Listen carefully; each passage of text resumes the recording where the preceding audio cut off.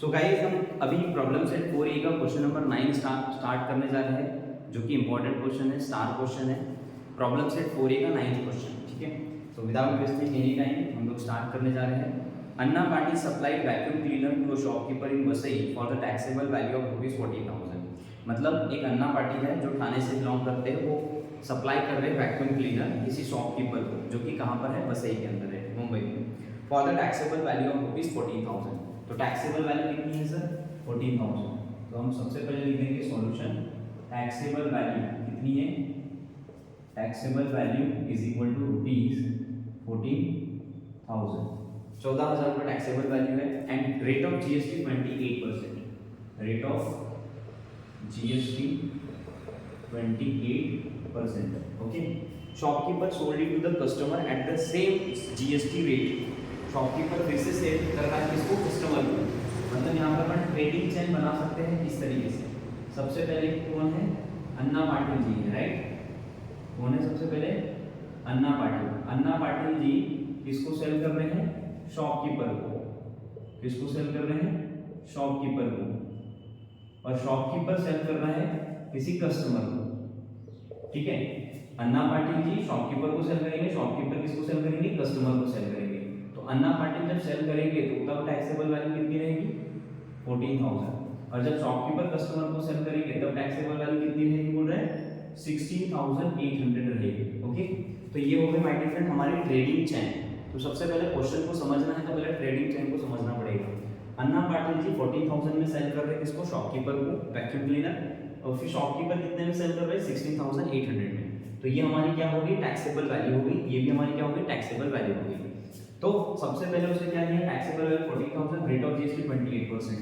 तो अन्ना पाटिल सेल कर रहे हैं तो अन्ना पाटिल जी का क्या निकलेगा, आउटपुट टैक्स निकलेगा। तो हम क्या निकालेंगे, आउटपुट टैक्स, आउटपुट टैक्स, ठीक है। Output tax received by the Anna Patil is equal to क्या हो जाएगा, देखो 14,000 का 28%। तो 14,000 का हम क्या निकालेंगे, 28%। 2 जीरो से 2 जीरो क्या हो जाएगा सर, कैंसिल। तो 14 8 जा 14 8 112, 112 का 2 का आ जाएगा तुम्हारा 11, कैरी 11, 14 दूनी 28 और 11 हो जाएगा 39, राइट। तो 39,000 और ये 3,000 और ये एक जीरो लगा था यहाँ पर, तो 3,920 रुपये आ गया तुम्हारा आउटपुट टैक्स, ठीक है। तो आउटपुट टैक्स 3,920 आ गया। उसने क्वेश्चन नंबर 1 पूछा है my dear friends, amount of CGST and SGST shown in the tax invoice issue by Anna Patil. मतलब अन्ना पाटिल जो टैक्स इनवॉइस इशू करेगा उसमें एसजीएसटी और सीजीएसटी का अमाउंट कितना होगा। तो हम एसजीएसटी और सीजीएसटी टैक्स, देखो जब टैक्स इनवॉइस इशू करेंगे तो हम सेल पे निकालते हैं। सेल करते समय जो भी टैक्स कलेक्ट हुआ है या हुआ है, आउटपुट टैक्स हुआ है, उसका हाफ ऑफ करेंगे। तो ये आ गया GST, GST received by Anna Patil 3,920। तो अमाउंट ऑफ सीजीएसटी क्या लिखोगे, पहले क्वेश्चन का आंसर, पहले क्वेश्चन का आंसर है अमाउंट ऑफ सीजीएसटी। सबसे पहले लिखेंगे हम सीजीएसटी इज इक्वल टू, ये था जीएसटी, तो जीएसटी का हाफ। तो जीएसटी का हाफ मतलब 3,920 का क्या कर दोगे, हाफ कर दोगे। तो सर ये कितना आएगा, 2 1 जा 2 आएगा, फिर 2 9 जा 18 आ जाएगा, फिर 1 2 6 जा 12, ये आ गया तुम्हारा 1960 रुपये। क्या आ गया, 1960। तो amount of CGST is 1960। Similarly amount of SGST is equal to क्या हो जाएगा, सेम 1960, जीएसटी का हाफ, राइट, आउटपुट टैक्स का हाफ। तो ये आ गया तुम्हारा पहले क्वेश्चन का answer, that is amount of CGST and SGST shown in the tax invoice issue by Anna Patil, ठीक है। ये पहले क्वेश्चन का आंसर हो गया। सेकंड में क्या पूछा है, देखो amount of CGST and SGST charge by the shopkeeper in Vasai. Amount payable नहीं पूछा है ना, इसने क्या बोला है, amount of CGST and SGST charge by the shopkeeper. तो शॉपकीपर सेल करते समय सीधी सी बात, उससे भी सीजीएसटी और एसजीएसटी चार्ज किया जाएगा। तो आउटपुट टैक्स पे ही निकालना है, तो पहले शॉपकीपर का मुझे आउटपुट टैक्स निकालना पड़ेगा, और आउटपुट टैक्स निकालने के लिए पहले वो कितने में सेल कर रहा है वो निकालना पड़ेगा। तो ये हो गया हमारा फर्स्ट पार्ट, ठीक है। नाउ सेकंड पार्ट, तो सेकंड पार्ट क्या निकालेंगे, output tax, output tax for किसके लिए, शॉपकीपर के लिए। ये किसके लिए हो गया, ये हो गया हमारा किसके लिए, अन्ना पाटिल जी के लिए। अब निकालेंगे हम शॉपकीपर, तो यहाँ पर मैं लिख देता हूँ फॉर शॉपकीपर। तो फॉर शॉपकीपर आउटपुट टैक्स क्या हो जाएगा, output tax is equal to taxable value into 28%, तो 28% मतलब 28/100 इनटू टैक्सेबल वैल्यू कितनी है, कितने में सेल कर रहा है वो 16,800 में। तो यहाँ पर my dear friends taxable value क्या हो जाएगी तुम्हारी, taxable value is equal to 16,800 हो जाएगी। तो मैं 16,800 से क्या करूंगा इसको मल्टीप्लाई, 20 से 20 क्या हो जाएगा कैंसिल, तो 28 इंटू 168। तो चलो रखने करते इसको 168 इंटू 28 से मल्टीप्लाई, 8 8 64 का 4 हाथ का हो गया 6, 8 7 48 और 6 54, 54 का 4 हाथ का 5, 8 1 8 और 5 13, ये हो गया इंटू 2 8 16 का 6 हाथ का 1, 20 12 13 का 3 हाथ का 1, 2 1 2 प्लस 1 3, ये आ जाएगा तुम्हारा 4 10 7 4 4 7 कितना आ गया 4704 रुपीस, कितना आ गया 4704 रुपीस आ गया। ठीक है, तो ये क्या था, ये था output tax in case of shopkeeper, in case of shopkeeper. तो कितना amount of CGST is equal to 4704 का क्या कर दोगे हाफ, 2 1 जा 2, 2 3 जा 6, 2 5 जा 10,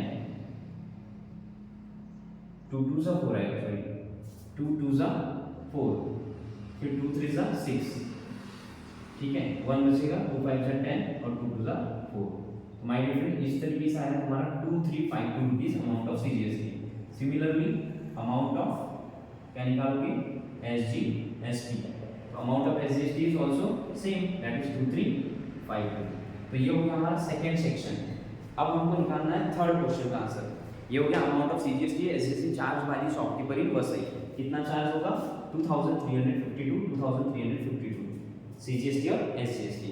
अब उसमें थर्ड क्वेश्चन पूछा what is the CGST and SGST payable by shopkeeper in Vasai at the time of filing the return fill करते समय उसको सीजीएसटी और एसजीएसटी कितना पे करना पड़ेगा। तो रिटर्न का मतलब है डियर फ्रेंड्स क्या होता है output tax minus input tax, वो वाला टैक्स निकालना हमको पहले जीएसटी। तो हम निकालेंगे पहले जीएसटी पेएबल, क्या निकालेंगे GST payable, GST payable by shopkeeper, GST payable by shopkeeper निकालेंगे।